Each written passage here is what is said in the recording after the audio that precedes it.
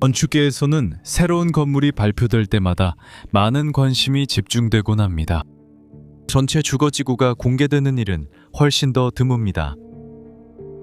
하지만 바로 그런 일이 2025년 3월 말에 일어났습니다. 국제 언론의 놀라움과 경외심을 자아내며 말이죠. 곧 5만 가구가 들어설 대규모 개발 단지는 이제 완공을 한 단계만 남겨두고 있으며 완전히 새로운 구역을 만들어내고 있습니다. 눈 깜짝할 사이에 일어난 일이라 이게 어느 나라에서 일어났든 뉴스거리가 될 만한 일이죠.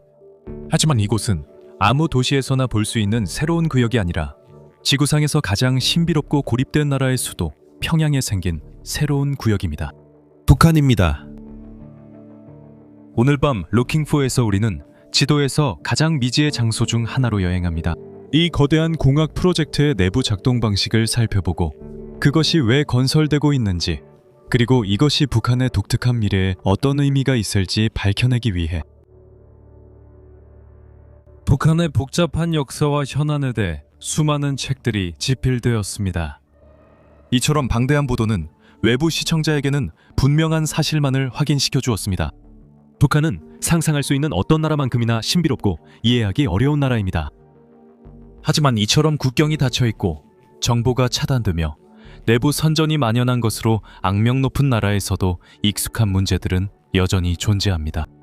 그중 하나가 주택 문제입니다.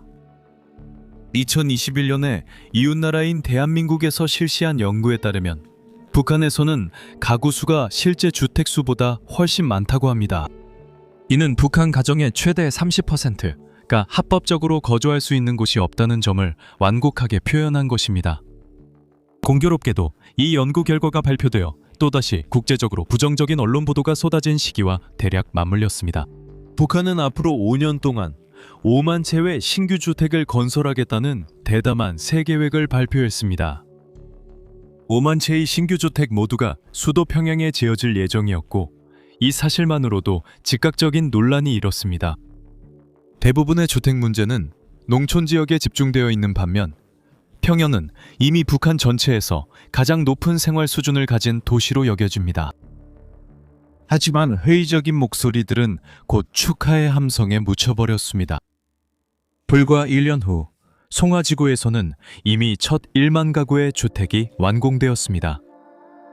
여기에는 83층짜리 주거용 초고층 건물 2이 포함되어 있었는데 높이가 거의 1000피트에 달해 국내에서 두 번째로 높은 건물이 되었습니다.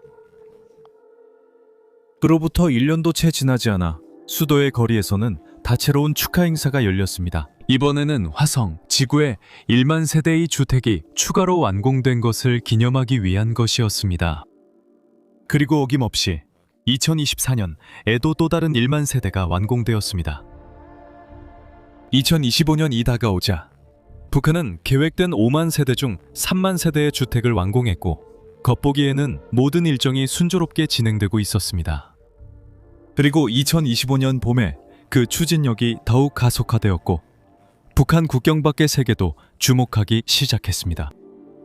2025년 3월 15일 토요일 최고 지도자 김정은이 산책을 했습니다. 지난해의 노력 속에서 화성에 1만 채의 주택이 추가로 완공되어 총 4만 채가 되었습니다. 약간 긴장된 순간이 지난 후 그는 승인 신호를 보냈습니다. 이것은 프로젝트에서 중요한 이정표였습니다. 5만 채의 주택이 이제 거의 완공되었고 프로젝트가 일정대로 진행된다면 연말까지 완공될 가능성이 높았습니다.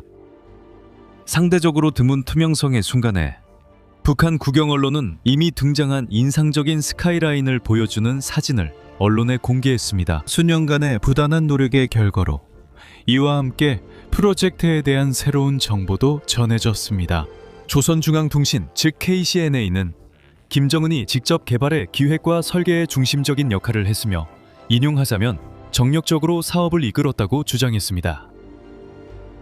이 개발 사업은 단순히 주거용에만 국한된 것이 아니라 교육, 상업, 그리고 서비스 시설도 포함된 것으로 밝혀졌습니다.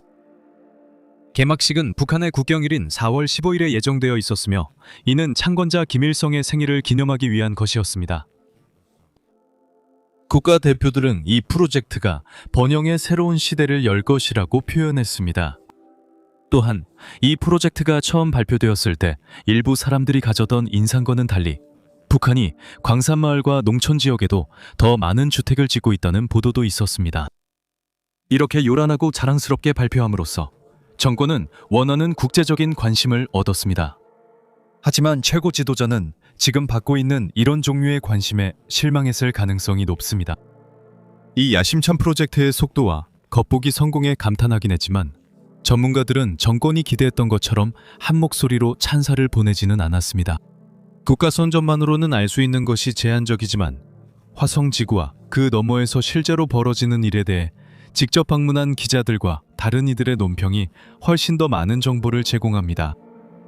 국내에 거주하는 익명의 기자들이 종종 대담하게 취재한 덕분에 비록 완전하지는 않지만 상황에 대한 그림이 훨씬 더 구체적으로 그려집니다. 가장 먼저 그리고 가장 중요한 의문점 중 하나는 이 고급 고층 아파트들이 애초에 정말 그렇게 호화로운가 하는 점이었습니다. 평양은 한때 전 세계에서 밤에 가장 어두운 수도였으며 여전히 잦은 정전 등 여러 문제를 겪고 있습니다. 국가가 거주지를 결정하기 때문에 엘리베이터에 의존하는 고층 건물에서는 이런 문제가 발생합니다. 젊은 사람들은 주로 높은 층에 배정되고 나이 많은 주민들은 낮은 층에 배정된다고 전해집니다. 누수도 또 다른 문제입니다. 이 건물들이 제대로 지어지지 않았다는 의혹이 제기되고 있습니다. 국내 한 보도 파트너는 건설 인력들이 빠듯한 일정과 자재 부족에 직면해 있다고 주장했습니다. 그리고 그 결과 자주 사용하면 안 되는 자재를 섞는다고 합니다. 국제적인 제약 때문에 이 프로젝트의 대부분의 건축 자재는 현지에서 조달해야 합니다. 건물들은 주로 콘크리트로 지어지고 있습니다. 하지만 이 익명의 기자가 언급한 다른 자재들이 무엇인지는 아무도 알 수 없습니다. 이 보도 파트너는 또한 아마도 엉성한 시공 때문인지 상층부의 세면대에서 물이 아래층으로 새고 있다고 설명했습니다. 이는 부적절한 방습 처리와 썩어가는 벽지 때문입니다.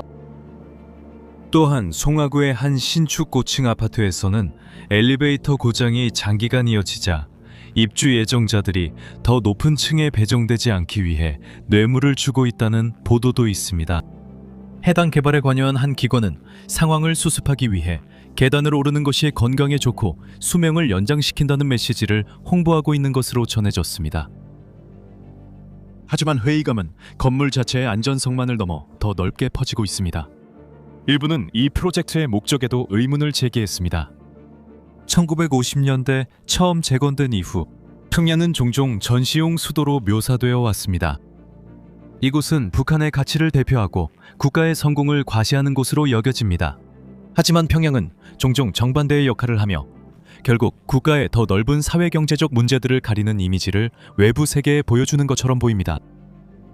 이 도시는 1950년부터 1953년까지 이어진 한국 전쟁 동안 거의 완전히 파괴되었습니다.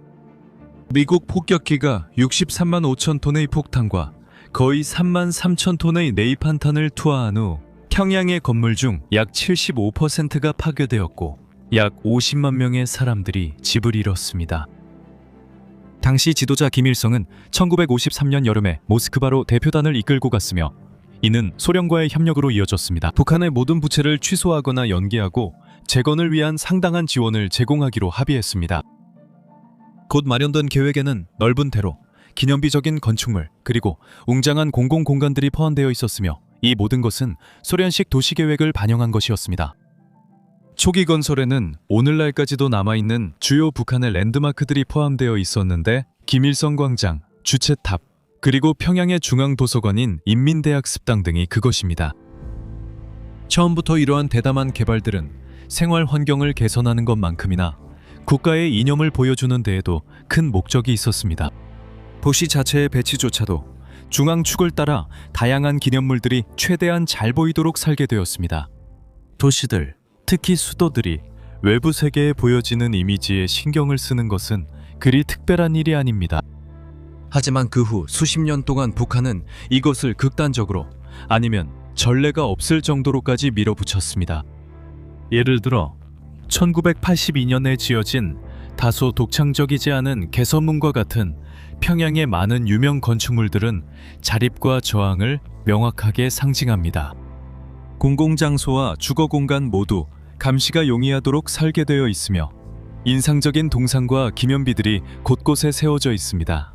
국가 지도부의 편제성을 강화하는 방법으로 아마도 가장 충격적인 점은 지도자들의 초상화가 공공장소 곳곳에 걸려 있을 뿐만 아니라 개인 주택 내부에도 반드시 걸어야 한다는 점입니다.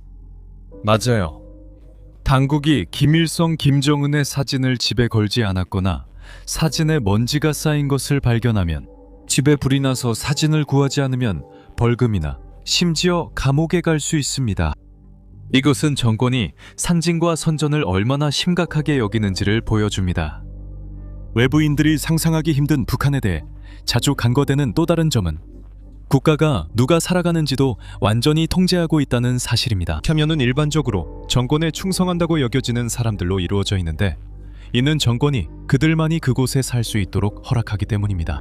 그리고 대체로 정권에 더 충성하고 더 똑똑한 사람일수록 그들의 생활 수준이 더 높아집니다. 독립적인 분석에 따르면 북한 정부는 평양과 그곳의 주택에 대한 절대적인 통제를 정치적 이득을 위해 반복적으로 이용해왔다는 것이 여러 차례 밝혀졌습니다.